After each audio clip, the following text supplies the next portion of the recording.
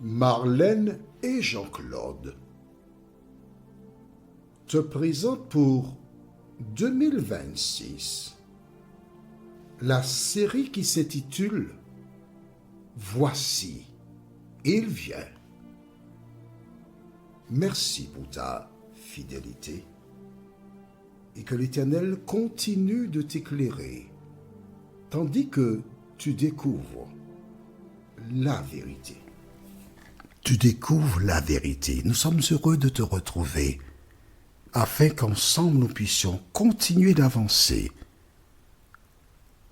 à l'ombre du Tout-Puissant. Aujourd'hui, notre thème est « Commun accord ». La référence nous vient du livre de Actes des Apôtres, chapitre 1er, et nous lirons jusqu'au verset 14. Acte 1, versets 9 à 14, commun accord. Avant d'aborder, prions. Notre Seigneur et notre Dieu, merci pour la parole. Merci une fois de plus pour le bonheur de te connaître. Merci de nous aider à grandir et à savoir le pourquoi du comment. Cet esprit, continue ton œuvre en nous et que nous puissions jour après jour te louer pour tout ce que tu fais. Garde-nous dans ta paix, dans ta grâce, nous t'avons prié. Au nom de Jésus et pour ta gloire éternelle. Amen. Rappelle-toi, nous avons vu précédemment la rencontre, le début de la rencontre de Jésus avec les disciples. Afin de faciliter la compréhension pour les nouvelles personnes, lisons dans Acte 1, versets 4 à 8. Comme il se trouvait avec eux, il leur recommanda de ne pas s'éloigner de Jérusalem, mais d'attendre ce que le Père avait promis, ce que je vous ai annoncé, leur dit-il. Restez à Jérusalem, parce que c'est là que Dieu enverra le Saint-Esprit. Tu te rappelles, Jésus a dit que je demanderai au Père d'envoyer un autre consolateur. Donc, il a fait. Et maintenant, ok, d'accord. On va dans Jean 16, juste un peu avant. Comme nous avons de nouvelles personnes, je ne veux pas que les gens soient là et soient perdus. On va aller dans Jean 14.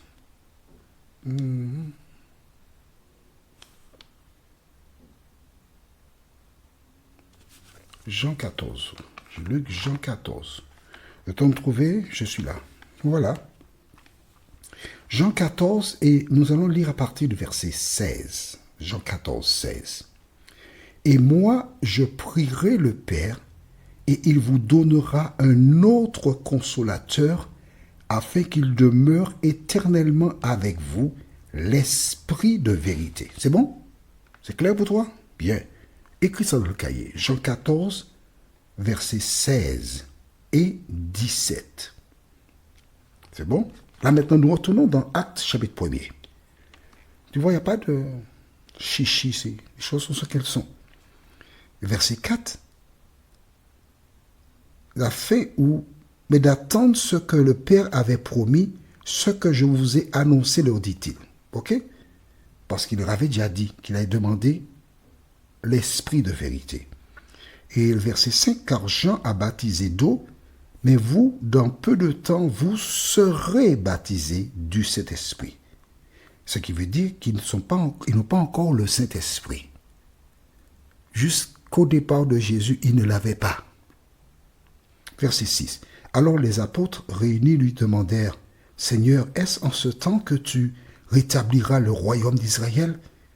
Il leur répondit, « Ce n'est pas à vous de connaître les temps ou les moments que le Père a fixés de sa propre autorité. Mais vous recevrez une puissance. » Donc, ils ne l'ont pas encore. « Le Saint-Esprit survenant sur vous, et vous serez mes témoins à Jérusalem, dans toute la Judée, dans la Samarie et jusqu'aux extrémités de la terre. » Amen. Jésus a annoncé, vous serez. Le Père l'enverra. mais vous devez rester à Jérusalem. Une fois qu'il a achevé cette parole, nous lisons les versets qui nous concernent pour aujourd'hui, verset 9. Après avoir dit cela, il fut élevé pendant qu'il le regardait, et une nuée le déroba à leurs yeux. Et comme ils avaient les regards fixés vers le ciel pendant qu'ils s'en allaient, voici deux hommes vêtus de blanc leur apparurent et dirent, « Hommes galiléens, pourquoi vous arrêtez-vous à regarder au ciel? Ce Jésus qui a été enlevé au ciel du milieu de vous viendra de la même manière que vous l'avez vu allant au ciel. » On s'arrête ici. Jésus a achevé son discours et soudain il commence à laisser la terre pour monter. Je voudrais saisir l'occasion pour te rappeler que des gens déclarent que Dieu est parfait, il ne peut pas venir sur terre à cause du péché. Jésus, on l'appelle comment? Emmanuel, qui veut dire Dieu avec nous. Il a vécu pendant 33 ans et demi sur la terre. Donc quand des gens te disent que Dieu ne peut pas venir sur terre, tu sais que ce n'est pas véridique puisque Jésus est Dieu. Il s'est élevé.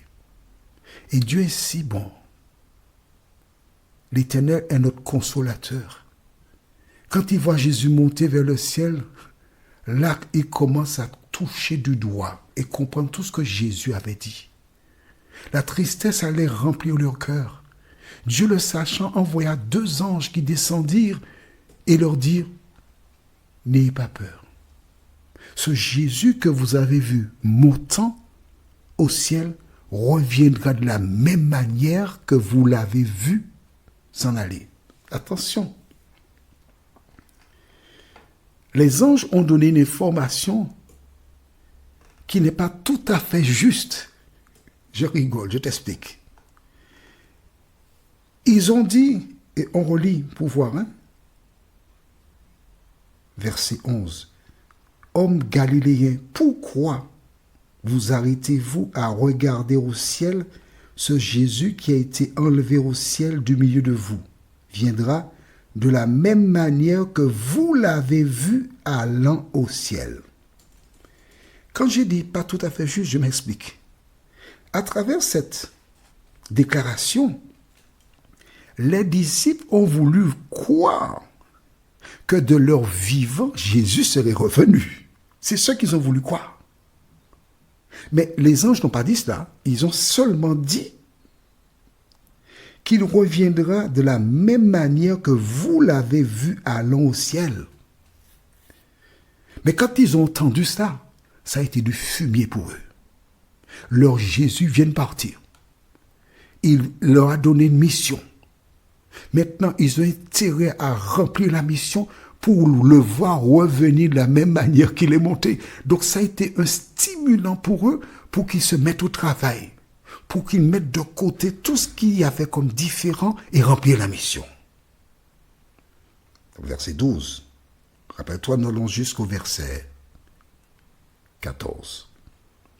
Alors, ils retournèrent à Jérusalem, de la montagne appelée des Oliviers, qui est près de Jérusalem, à la distance d'un chemin de sabbat. Qu'est-ce que ça veut dire? Les pharisiens, les sadducéens avaient estimé le nombre de mètres qu'on devait effectuer le jour du sabbat, la distance. Je donne le chiffre par hasard, d'accord? On ne peut pas marcher plus de 500 mètres, exemple. Donc, ils ont marché selon la distance pour retourner à Jérusalem. Maintenant, ils ont vu Jésus monter au ciel et les 2 anges descendus pour leur donner ce message. Plus que jamais, ils sont galvanisés. Ils sont prêts à remplir la mission. Tu sais à quoi ils me font penser? À des personnes qui ont toujours besoin de signes, de miracles pour croire. Là, ils avaient de quoi croire. Ils avaient maintenant de l'eau à leur moulin, ils pouvaient avancer. Continuons maintenant au verset 13. Quand ils furent arrivés, ils montèrent dans la chambre haute, où ils se tenaient d'ordinaire. C'était Pierre, Jean Jacques, André, Philippe, Thomas, Barthélemy, Matthieu, Jacques, fils d'Alphée, Simon le Zélote et Jude, fils de Jacques. Tous, d'un commun accord, persévéraient dans la prière et dans l'oraison avec les femmes et Marie, mère de Jésus, et avec les frères de Jésus. Après cette vision, ils sont arrivés dans la chambre haute. Ils n'étaient plus les mêmes hommes. Ils avaient été transformés. Ils venaient de voir un miracle, Jésus partir. Et ils savaient qu'il n'allait pas revenir pour le moment. Et les anges sont venus pour confirmer. Il reviendra de la même manière que vous l'avez vu, donc de manière visible. Quand des gens racontent que Jésus est déjà venu, et seuls ceux qui avaient des yeux spirituels l'ont vu, il ne faut pas écouter ça, ce sont des mensonges. Il reviendra de la même manière que vous l'avez vu allant au ciel. Une promesse des anges. Alors ils ont été dans la chambre haute. Et la Bible déclare ce mot-là, on ne parle pas beaucoup dessus, le début de verset 14, tous de commun accord. C'est-à-dire qu'ils ont commencé à reconnaître leurs erreurs. Ils se sont demandé pardon mutuellement. Ils se sont engagés parce qu'ils ont compris que ce n'était pas un royaume terrestre, mais Jésus est venu pour sauver l'humanité, du moins celles et ceux qui l'acceptent comme sauveur personnel. Je suis obligé de te le dire ainsi. Pourquoi? Parce que des gens s'imaginent, des personnes déclarent, Jésus est mort pour payer la rançon, donc tous les hommes seront sauvés. Ce n'est pas vrai. Jésus est mort, oui, mais comment cela se passe-t-il? Jean 3, verset 16, écris ça dans ton cahier. Jean 3, verset 16 déclare, « Car Dieu a tant aimé le monde, qu'il a donné son Fils unique, afin que quiconque croit en lui ne périsse point, mais qu'il ait la vie éternelle. » Mais attention, croire, c'est comment? Croire, c'est non seulement savoir, accepter, mais appliquer. Notre thème pour notre prochaine étude, c'est prier pour. La référence biblique, c'est Luc 6, versets 27 et 28. Luc chapitre 6, versets 27 et 28. Prions. Merci Seigneur pour la parole.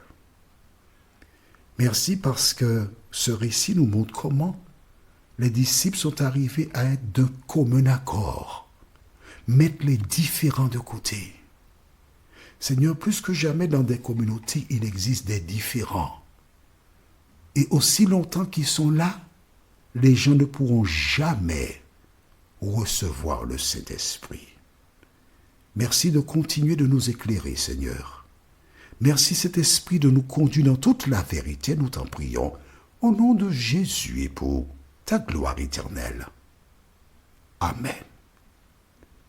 Que l'Éternel continue de nous faire du bien et il me tarde de te retrouver. Nous sommes parvenus au terme de notre réflexion. Si d'aventure tu as une question, il te suffit d'envoyer un message par le biais de WhatsApp au numéro suivant, plus 596 696 88 93 93. Et alors Jean-Claude, moi, je me ferai un réel plaisir de répondre à ta question.